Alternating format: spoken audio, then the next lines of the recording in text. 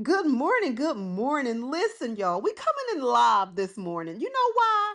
Because we had good conversation and my technology was all messed up and we didn't get to record that conversation with Shenita Haynes. So guess what?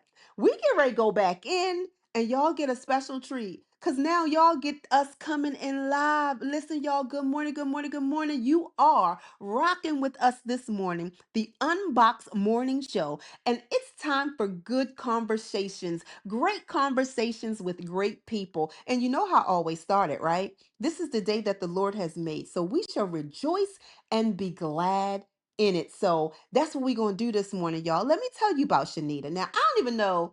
I can recreate the story because it's true. And what I'm about to say is so Shanita and I auditioned for the Real Entrepreneur season 4 show. And although she didn't make the cut that time, because of the person that she is, that servant heart that she has, it was like, hey, okay, I didn't get cast, but I still want to come on board and support the show and the people on the show. And really, that's exactly what she did. I know for me, right? My own personal testimony, she always was like, you need anything, sis? Y'all good, everything good, or whatever. And she was very attentive. Now, I'm gonna tell you, it takes a mature person, it takes a healed person, it takes a person who really loves God and people to do that. Because everybody who didn't get cast didn't say, hey, I'm still gonna help on the show. So it really does take a special person to do that. But let me give you a little background about Shanita. Shenita Haynes is an entrepreneur, educator, and community leader based in Atlanta, Georgia. She is the owner of Glamour to Glow Beauty, where she specializes in body contouring services and training aspiring professionals to build successful six-figure businesses in the beauty and aesthetics industry. Now, she also is the founder of the Eastside Community Collective, where they build community through meaningful connections and elevating people together. We're definitely going to talk about that. So, she has a background in accounting and powerful personal stories of overcoming adversity. And so, what she did was transferred her challenges into purpose. And so, those are the type of people that we have on the show. So, good morning, Shanita. Good morning, good morning, good morning. Happy Monday. Happy Monday. Yes. Shanita, why you keep doing that? You so funny. You look, last time we did it, it was Saturday. And I was like, I don't know if your show gonna air, but this time, even though you said happy Monday, the good part about it is the Unboxed Morning Show will be airing every Monday between 7 a.m. and 9 a.m. So you hit the target today though. Yes. Girl, we coming in live. We coming in live. Girl, so we gonna go here on and keep with our conversation. So we were talking about, the entrepreneurship coming onto the show and having the kind of heart that you have and, the things that you've got going on in Atlanta and how you are, that person who's there for people, but understanding even in this climate, sis, that we can be there for people, but we got to be wise because I heard long time ago, and it stuck with me. Takers are going to take if givers keep on giving. So we got to be wise when we're giving, right? I tell people all the Yes. time, I'm not nice. And they're like, yes, you are. Oh my gosh, you are really nice. I'm like, no, I'm not. I'm You kind. can. Yep, there's a difference between Sometimes. nice and kind. Nice is people pleasing. Nice is, oh, I want to be liked. I want to be loved. I want to be accepted. I want to be. And so you don't use wisdom in how you navigate who you are and what you have to offer to people. But kind is like, oh, absolutely. I'm going to make sure that I am not going to deplete myself to a degree to Yes. make sure that you have. You see what I'm saying? Yes, yes, yes. The first quote that you said is like one of my quotes that I had to learn through life and through my experiences, and is takers have no boundaries, so Ooh. givers has to have some. Mm-hmm. So I had to learn how to have boundaries for myself because I did start out as a people pleaser. I did start out nice, and I got taken advantage of, and I'm like, I'm just genuinely like doing this because I care. And Mm-hmm. so when I start paying attention to the takers, or the people I allowed to go too far, That's I was like, part. okay, I'm gonna have to put some boundaries up. I'm gonna have to put some boundaries here.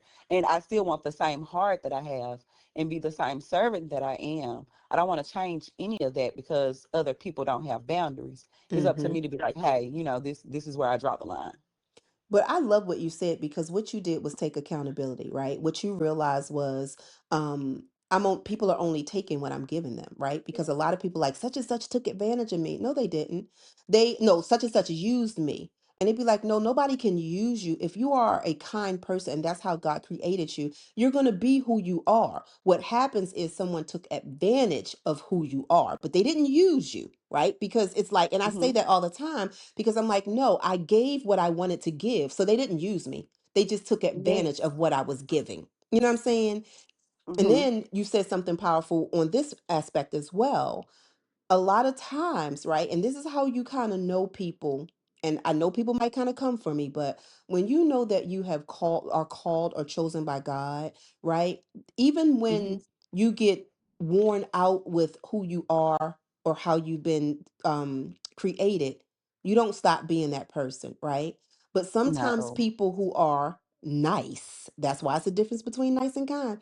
You will hear nice people go, I mean, well, people who will say, oh, I am not going to be nice no more. Well, you should have never been, right? Or I ain't giving nobody nothing no more because they didn't use me. Okay, so then what you're saying is people have the power over you to change who you've created to be. So maybe that's not who you really was created to be. That's how you just doing.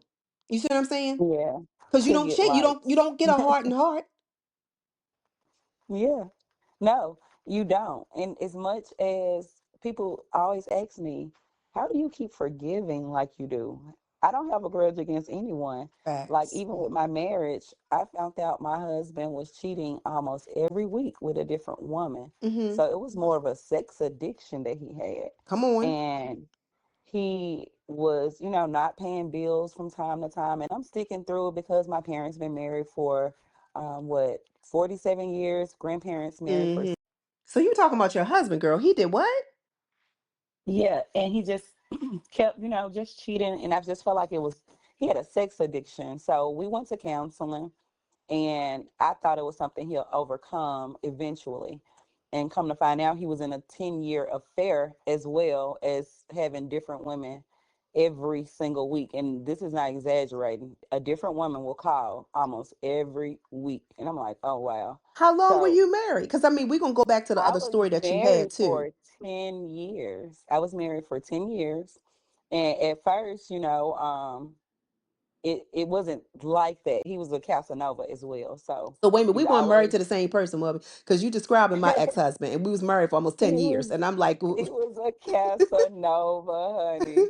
He would come, do the most extravagant things, and then he'll cheat. Then he'll come back and do these things, and it was something that I had to heal from. I had to yeah, forgive myself for allowing myself to go through that and not be bitter afterwards to be like, he did this and he did that. He didn't do anything. He did everything I allowed him to do, and I come on was now. asking him to give me something that he couldn't give. He didn't know how to love himself, so he didn't know how to love me either. I And that's promise you, was something we that was married to the same person. I had to take accountability for it. And then on top of that, his mom lived with us. So I'm taking care of his mom while you out cheated.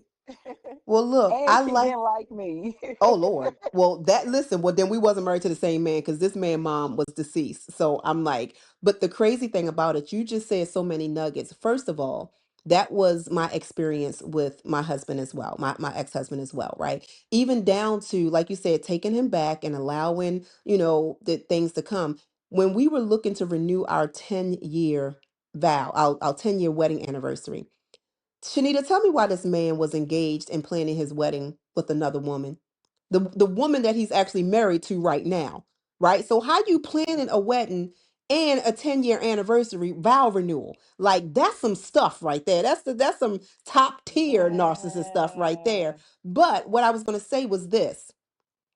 What you said was a lot. I took on like, what am I doing wrong? I'm a woman of God. I'm praying for him. I'm cooking, I'm cleaning, I'm going to work, I'm supporting, I'm all that stuff. Like I took on, oh my God, what's wrong with me? And the thing about it was, it really wasn't so much as what was wrong, but what I was allowing, right? Because like you said, I had a lot of healing to do. But I can give him this much credit though. He did apologize to me. Now that, that valid, that gave some release and stuff, but I had to forgive myself, and we're gonna talk about that again. But he was like, it wasn't you, it was me.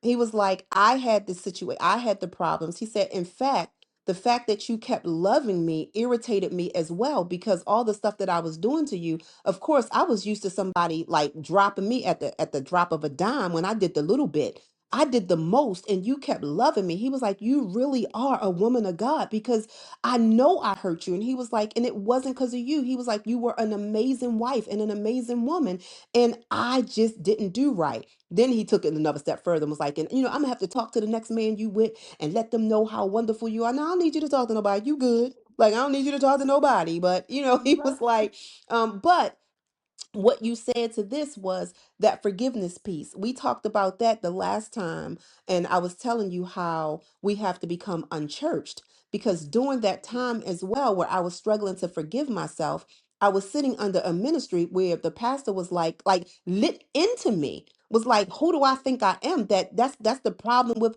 us as Christians, or whatever the case may be. If I thought that I had the power to forgive myself, then I should have been on the cross. That's God's job. And I'm looking like, "Eh?"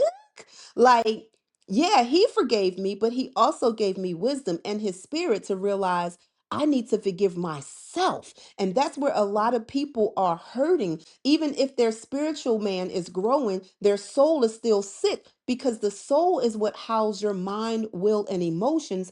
And emotionally and in their mind and their desires are not to forgive themselves. And they keep forgiving everybody else, but then look at themselves and go, why I feel so bad? Because you so hard on yourself and you won't forgive yourself.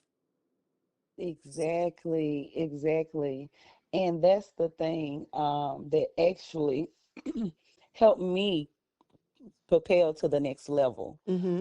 was forgiving myself. It made me turn all of that energy inward within inside myself, because a lot of the reason why I did and allowed all those things is because I had low self-esteem at Mm-hmm. that time. But The Shanita, self-love you had a wasn't there. background of a lot of stuff that, you shared. I hope you're willing to share it again. You had a lot of background that did a whole kick to your self-esteem, though. I mean, even before you got here. Yes, yes, that's true. Like I like to tell a lot of people, I'm 40. I just turned 40 this year, and Okay. I come out of the wilderness. This is Mm, my 40 years, and I've come out of the wilderness into the promised land this year. I told my mom that, and she started laughing. She said, "Because you have really been going through it your whole life." yeah. Before I was born, my mom found out she was pregnant at 5 months in a car accident. So she didn't even know she was pregnant with me. I'm the third child, I'm the last one. Mm-hmm. And she did not know she was pregnant until 5 months pregnant, and she was in a car accident. By the time I was 3 months, they got on drugs, and my sister and brother had to take care, help take care of me. They older than Um, you? Like, how much older are you? Like, my sister was 6 and my brother was 7. wait, So, what? 6 and 7? yeah. What? Yeah, they'll have to take care of me. My parents will be gone for a few days, or so. And the lights had got cut off for 2 years straight. What? So we was living in the living room, and our house was kind of considered the crack house at that time. Wow. But my mom got off when I was 9. My dad got off when I was like 23, and now they're ministers, and they're Look doing at really God. good now.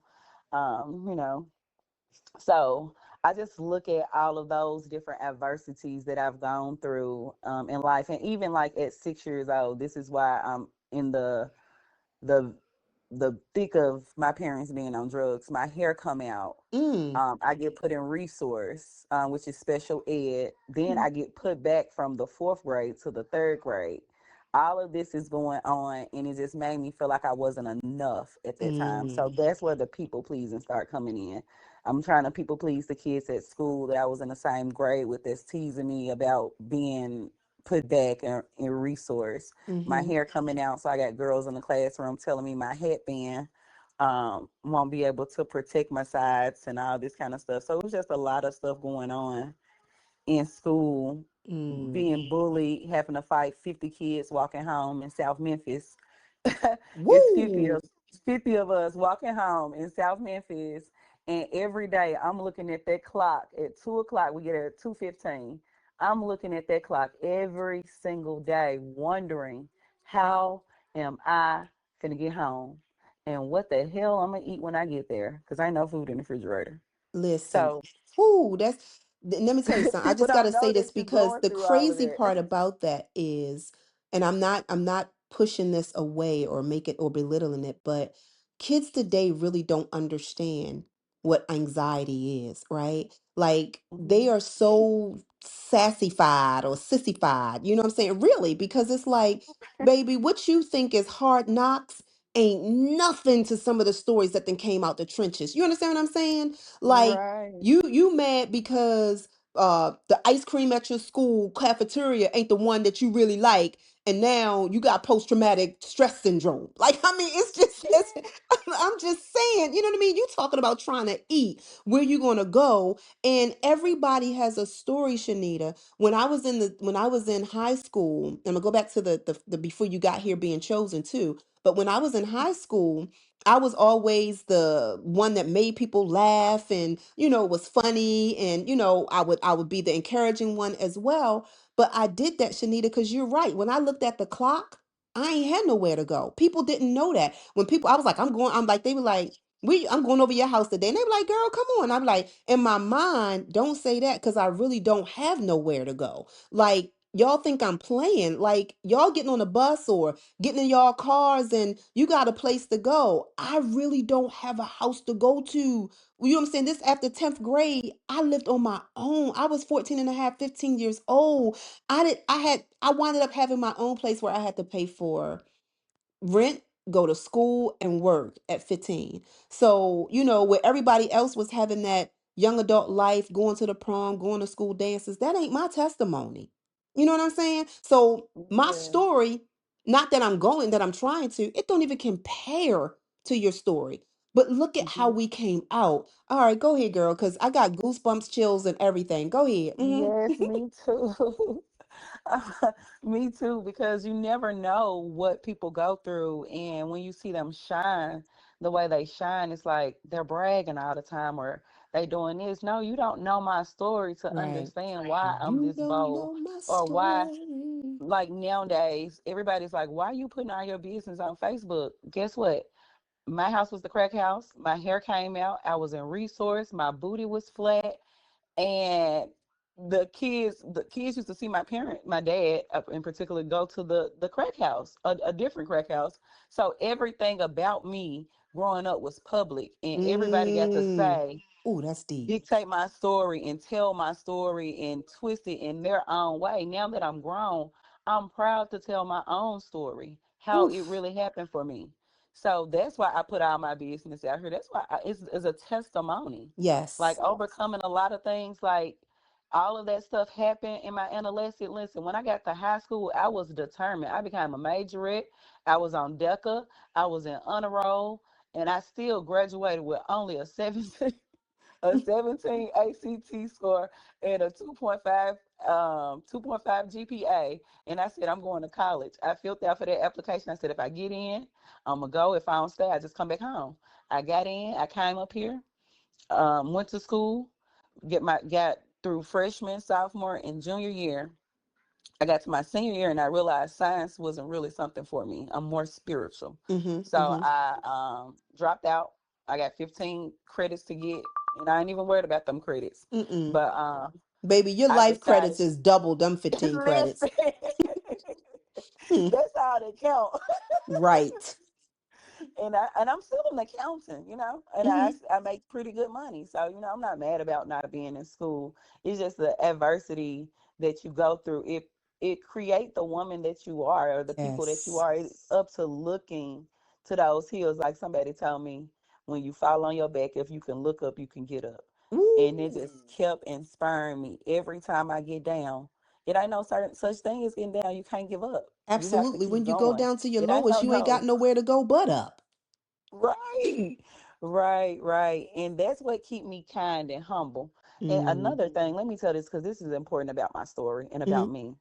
So when I was 9 years old, my daddy had brought me, my sister, and my brother in the room individually. And that's why I love and admire him so much. He brought us in the room individually. And I remember sitting on this green couch looking at him, and he was laying in the bed. And he looked at me and he said, "You know what? I got a problem with drugs, and I don't know how to get off.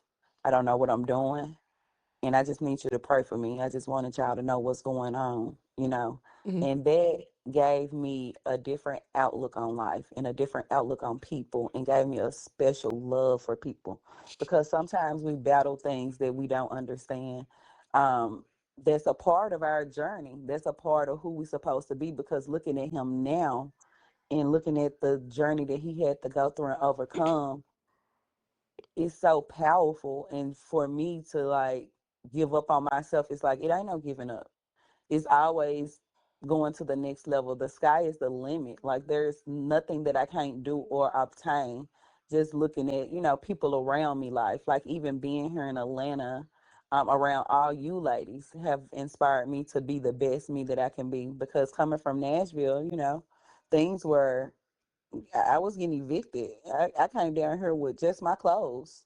And my, Mm. my daughter wasn't even with me. She was in Memphis. I came down here with just my clothes in a car.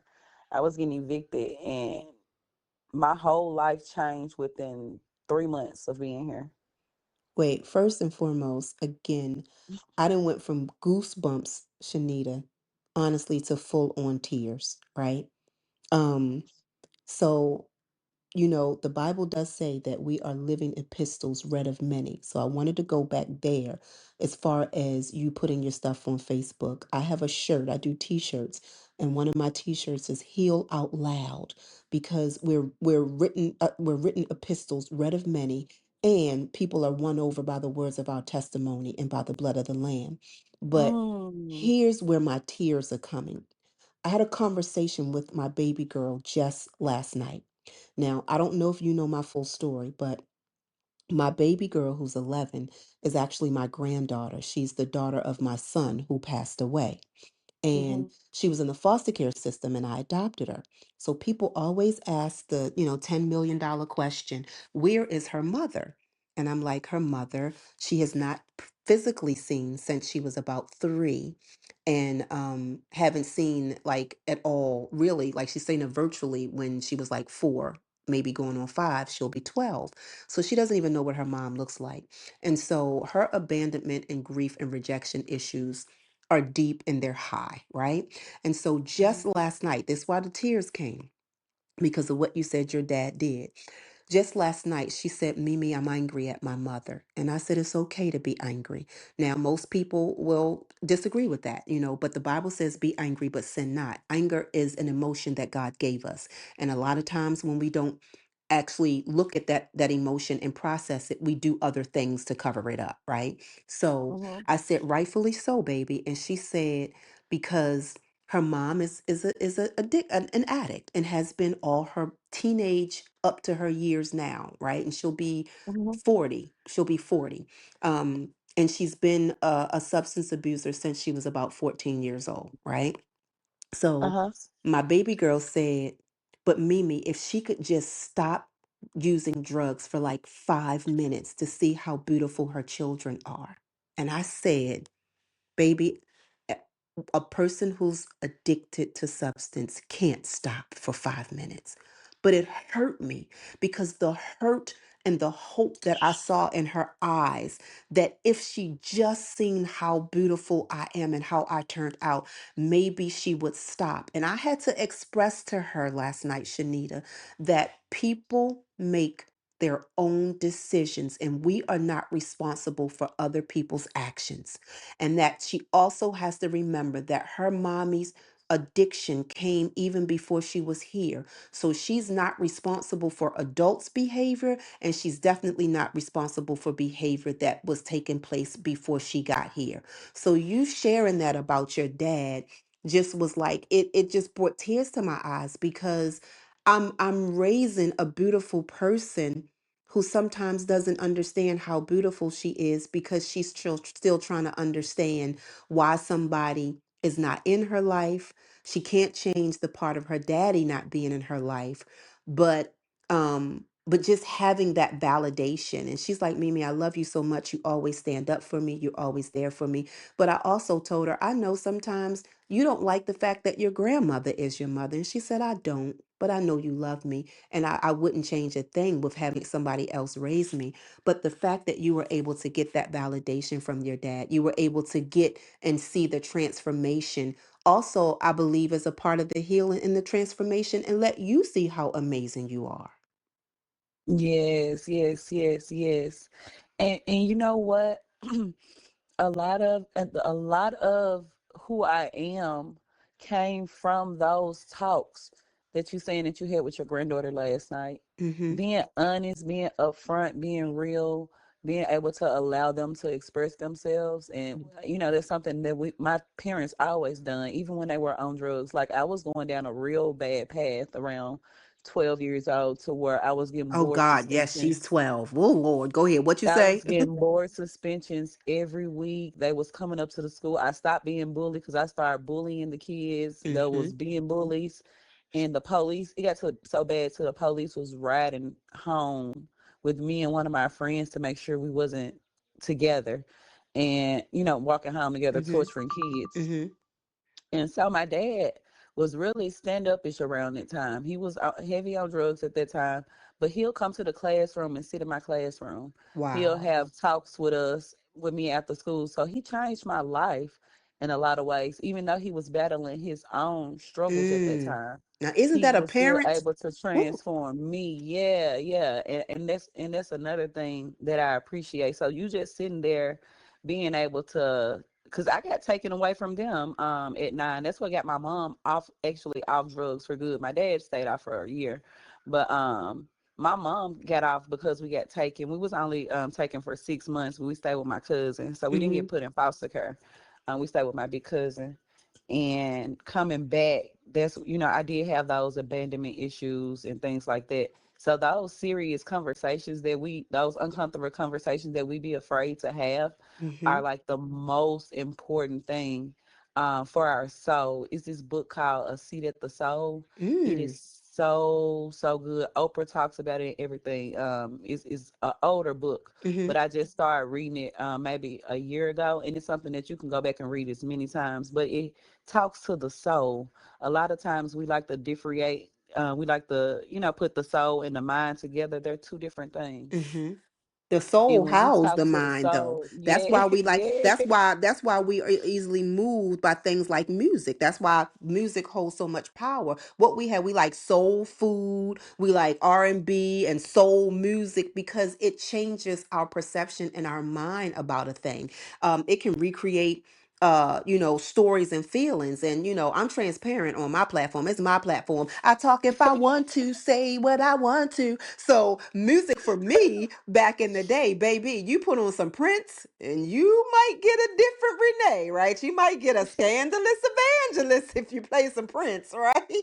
Back in the day. Or if you play some of my Phyllis Hyman, girl, I immediately went into a depressed mood. Why I don't know, but when I get my love this time, I'm like, somebody gonna love me this time, right? So I'm just like going to a place of depression and stuff. So absolutely, that's why we're moved by this music. Now that's a whole nother show. And like we talked about, you're gonna have to come back and we're gonna do that show unchurched. So yeah. Mm-hmm. yes. Mm-hmm. Okay, we have to do that one. Yes, okay. Absolutely. But I just love that we can have this conversation with this Shanita who has overcome so much. And like I said, I really want to definitely hone in on your entrepreneurial self, like, the things that you went through instead of like hardening your heart or shutting you down, it pushed you and compelled you to be better, right? And pushed you into the entrepreneurial space, but then the community space to help other people. I remember this one story, and I'm gonna let you go into what you're doing and how you're helping people, not only from the contouring and everything, but the community initiative, right? I remember Mhm. my son when he was alive. He was like, Ma, how do you do it? Like, how is it that you do so many positive things? Like, why are you not angry or whatever? And I said, this is the thing. I initially let anger fuel me to do because I was determined to make everybody who thought I was nothing, said I was nothing, talked about me negatively, I was going to make all of them look bad. I was going to make all of them look dumb by proving to them that I could boo boo boo boo, right? But at the end of the day, doing that still gave them power over me because it was still them fueling my anger. Even though I was doing positive things, it was coming not from a positive place. It was to prove a point. And then I had to stop and realize the only point I got to prove is to myself. Every day I should just be better than who I was yesterday, not about anybody else, right? So that's what pushed me into doing better. First it was the anger to prove to people, and then it was for me to just continuously be the best person I can be. And that's what I live by even with what I do for people. I want people to become their better self. I never say, you can become good or better because sometimes people in their state of being is their better. So I Mm-hmm. just want them to become their best, right? So you can go from your better to your best, right? Because for somebody living in maybe an apartment that may be run down or maybe have rodents and things of that nature, that person may be living better because they were living in the streets at first. So you don't come to go tell somebody I'm gonna give you something better. No, you don't know what that better is. But how about allowing people to become their best self? How let them become best, right? Even more, and not just it's got to be better, because better is relative to the person. So what you doing, girl? What you doing? How you helping people? How you changed what you went through to be able to do something better for yourself and for other people? Again, you touch on a lot of good stuff too. So that's what happened. I'm coming out of this marriage, Mm-hmm. this 10-year marriage where my confidence out the roof. My Mm-hmm. confidence has always been out the roof. Confidence was a mask for me having low self-esteem. So Mm, I'll walk around and I'll look confident and I'll, put on that mask and everybody think, I'm happy and I'm doing good and at home I'm crying in silence. So I'm wearing mm-hmm. that mask. So at this time I'm coming out my marriage, starting a paparazzi business with jewelry, Mm-hmm. and I'm starting to drink and smoke heavily. Mm-hmm. So at this point, I'm like hating myself and trying to do a business at the same time. Mm. So once I got out of that marriage, once I got to the point where I started forgiving myself, then it became to a point where you go back and you thank yourself. Like Yeah. you said a minute ago, sometimes some people are at their best selves. Yep. So I had to go back and thank myself for being who I was at that time. Mm-hmm. Those were the tools that I had, and that's what I knew. And I had to thank myself for being so strong, for overcoming those things. Mm-hmm. So at first, when I first got on this journey, I started losing weight. And that was the first thing. And it was a revenge body. So when you say revenge, Mm-hmm. Right, like doing it out of listen, anger. I I'ma said, I'm finna show get you. this Uh-huh. Yes. Everybody who ever said anything messed over me, my ex-husband finna eat his heart out. He gonna hate that he Mm-hmm. did this to me. And it was for revenge. And it got to the point where that revenge was no longer edifying me Yeah. and my soul personally. And I couldn't heal other women. I couldn't help other people heal if I'm still, hanging on to revenge, because if Right. I'm having revenge for you, that means I'm not worried about me. That's putting that Right. anger out there for you. So I had started putting that into myself, and that's when I found out about body contouring. And when I got into body contouring, I realized that was a time for me to be up and close and personal with other women. Mm-hmm. And we really had y'all they're here for an hour and 30 minutes.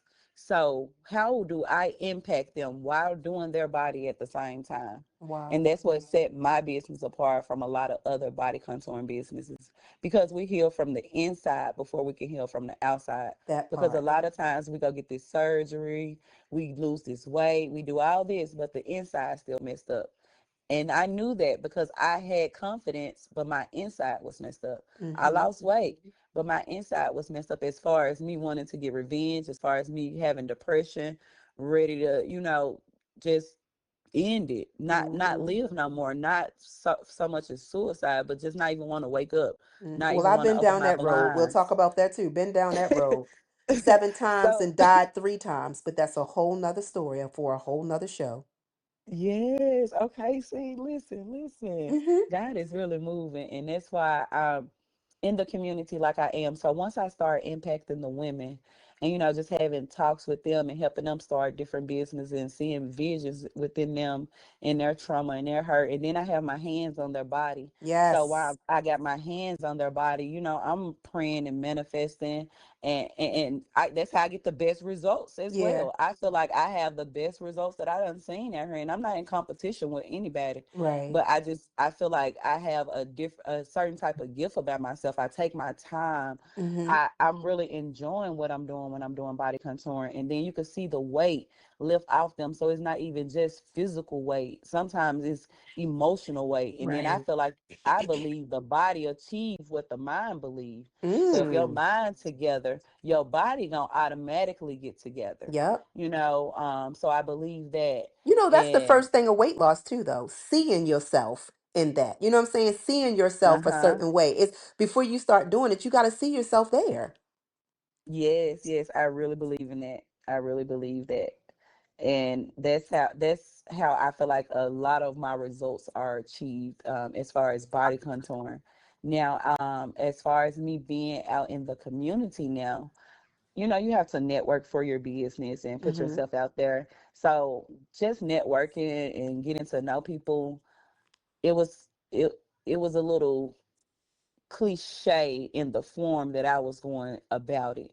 It was Right. like, let me just get my business out here versus making connections with people. I say So that all the that's why I time. started the Eastside Community Collectives, is to build community to where we have resources. I'm not just going to somebody needing something. I'm around a bunch of servants. So Hmm. everybody that comes into the community is ready to serve, and we're ready to serve the community and keep that dollar in the community to where Right. everybody can build and everybody can prosper within the community. Because once you feel good and you look good, and you start vibrating high and being your Hmm. highest self, Hmm. everybody around you start being that. So it's Absolutely. just like, I feel like my whole soul purpose, reason why God sent me here on earth, the reason why I chose to come here, is to bring unity, to share Jesus' love, God's love Yes. in a physical form, and to Yes. bring understanding. Because a lot of the reason why we're at war with each other is because we don't understand each other, And we not don't because we understand hate each other. ourselves first. Exactly. So I Hmm. had to learn me. I had to go through the night of the dark soul Yes. first. Yes. Yes, I Absolutely. had to learn me first. And And I then, love that. That East Side community that you put together is, like you said, it's kind of reviving the new Black Wall Street, right? Just kind of people being able to come in. And I'm big on this. I remember you saying this, and we don't do this in our melanated community enough. And that's why, or one of the reasons why we fail. And other cultures do. The bartering piece. People don't know how powerful bartering is. If you have this and I have that, it builds each other. But what we were taught too much, I believe, is that you got to give me $1. And then sometimes attributing a cost to something that the other person in your community can't even afford. I remember, and we're going to go back to that, please. I remember in Baltimore, there was this big church that I spoke at. I don't know if you know I'm a licensed ordained minister, but we'll talk about that too. That's a for another day, for another oh, story. wow. But but I spoke at this church, and this church was huge. And right across the street from that church was a whole row of houses that were either boarded up, or a lot of people who were, substance abuse users and things of that nature. They were over there. I knew personally because my second husband, baby mama, was over there, one, and had been found unalive with a needle in her arm. But here it is, it's Wow. a church right across the street that's not serving the community, and had a daycare center where the prices were so high, the people in that economic community couldn't afford to go to the daycare that was right there in their community because they were all about $1. You understand what I'm saying? So the whole Right. bartering or creating a system or a place or an environment where people can build, and again, as we said earlier, be their best self, but also build themselves and one another for the sake of the community, but ultimately, for me, the sake of the kingdom of God. Yes, yes, yes. And that's the biggest reason why I did create it, because a lot of people, some people, I ain't gonna say a lot, but some people don't have the funds, like you said, but they have skills. Yes. And skills is what built this country. Mm, So we know how important skills are. Right now, our dollar isn't even backed by anything. You wow. know, most people Wait, have listen, girl, you silver and teaching. all this You kind of teach, stuff. you're teaching. Dollars are not even, listen, dollars, them, that paper ain't even real. It's really called the promissory note. We promised because we messed up. And y'all don't even realize it, that the dollar is worth absolutely nothing. You said it, baby. You Nothing. aware, right? You're not in the woke group. You in the aware group. That dollar means nothing. That's a promissory note, like a school And then loan or something, another okay? thing about the dollar, if we want to look at it in a whole different way, a lot of people like to brainwash us into the fact that money don't grow on trees. Yes, it does. It literally grows on trees. Y'all Facts. print this paper out every day. Go print some more paper, please. Okay, you're cutting down enough trees for everything It else. grows Absolutely. on trees. Where them trees at that So you the cutting down money to is build communities? Where my infinity. money at? Where that paper at? Yeah, yeah. It says the billionaires. The billionaires the ones who say this. It Mm. don't grow on trees. How? You got billions of dollars. How about that? How about that? The But earning. yes. So yeah, I love that service. And then eventually, right now we will need sponsorship or Mm-hmm. donations Mm-hmm. for the Blessing Fund, but eventually the Blessing Fund will replenish itself through our job board. So we'll have our own job board. We have Mm. our own job board, and it's kind of like LinkedIn where you post your jobs on there, but it's $25 to post. Okay. So that money goes automatically to the Blessing Fund. It don't Okay. go to me or anybody else. It goes to the Blessing Fund. And our Blessing Fund each week will bless a business, family in need, or community on live with whatever that's in the Blessing Fund. And Mm-hmm. we also have a black market on the app as well, and it's kind of like Amazon, so it'll be everybody in the community's business on there, so we can just shop, go to your store and shop in your store. I love it. Everybody have their own store on there as well. We also have a resource center where you can find housing, where you can find food resources, legal Mm. aid, because you know how many people in your community who are lawyers, who are doctors, and you can just find them right there on the app within the Right. community. And what we do have also on there as a part of the barter service is Eastside credits. So say I don't want to, I want to do 10 free services. I can get Eastside credits to where, hey, there's a lawyer on there. I may need this lawyer. She say it takes such and such Eastside credits and maybe $2,000 in cash. I can Wow. use all of my Eastside credits to pay her, and she may take all Eastside credits and she may take half Eastside credits and half cash. And that way, I'll be able to afford different services that I haven't been privy to afford in the past with using those Eastside credits. Girl, that's absolutely phenomenal. And this is the thing, right? As we wind down, this is the thing that I started this off with, right? And you didn't even Hmm. realize it because you're just who you are. You just gave all that information about the community initiative and what you're doing for people and what you're bringing together for people. You spent about 3 sentences on your own personal business and what you do as far as who you are and your brand with the contouring. You know what I'm saying? Like you gave like a half a second blurb. We talked about it for 5 seconds per se. And you like just went in on the East Side Initiative because it really is a testament to who you are as a person. And again, that's why I have people like you on the platform, because it's like, listen, where you are is not necessarily where you ought to be. Where you started off doesn't mean that's where you have to end. All the things that you have gone through, you can overcome. You know what I mean? Like it is willing, you have to be willing to just go ahead and make that determination within yourself, your will, that no, I know there's better, I know there's greater, and I want to be a part of it. You understand what I'm saying? Because we were all Yes. born for greatness, and then we have greatness in us, and a lot of times it's just stifled by our situations and our circumstances, and we don't get that opportunity to actually glow and shine and get to that point where we're not living in bondage or anything like that. So I do want people to be able to find you for your personal business. And then, of course, giving the areas that you're serving right now. We know and believe that your abundance is coming. God is going to bless, and you're going to be all over Georgia, right? East side, west side, south side, you know what I'm saying? Whose side? God's Yes. side, right?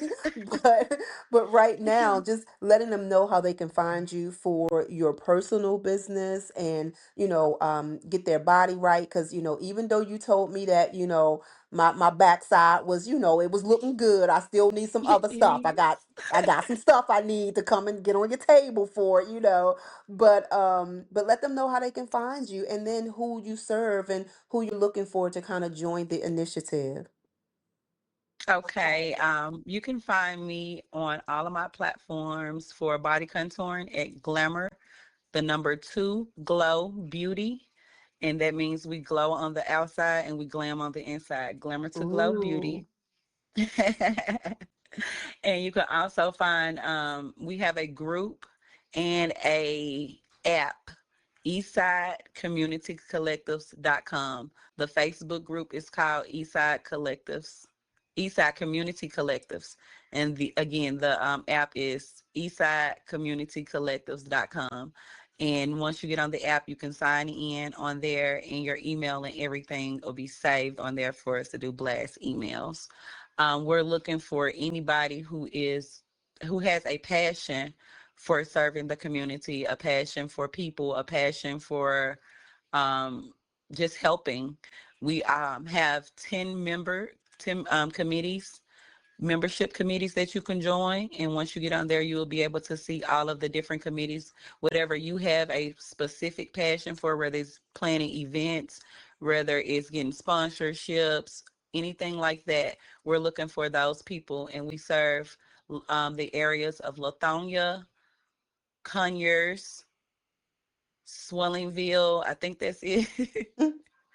I think that's the name, Covington and surrounding areas right now. But again, like my girl said, we will be all over Atlanta. and So will and will, right? Yeah, we don't do nothing yes. little. We don't do nothing little. What we do is we start, but we don't do nothing little. So I'm gonna end with this, y'all. Don't let nobody tell you, oh, your little business, your little car, Mm-mm. your little house. They whole lot of hating. So let me just let you know that. So we don't start little. I mean, we don't. It's not about being little. It's just this where we start. Mm-mm. So I thank you, my sister, for coming on. I'm glad that you had the time to do another conversation. And honestly, if I say so myself, baby, this was better than the first one. So the first one wasn't supposed to be. This was the conversation that the people were supposed to have and listen to. So thank you so much, Shanita. And y'all know what this is. This is D.O.D. Radio Network, where this is the station for your best self, your best life. It's best radio. We out. Have yourself an amazing day on purpose, for purpose, in purpose. All that and more. Peace.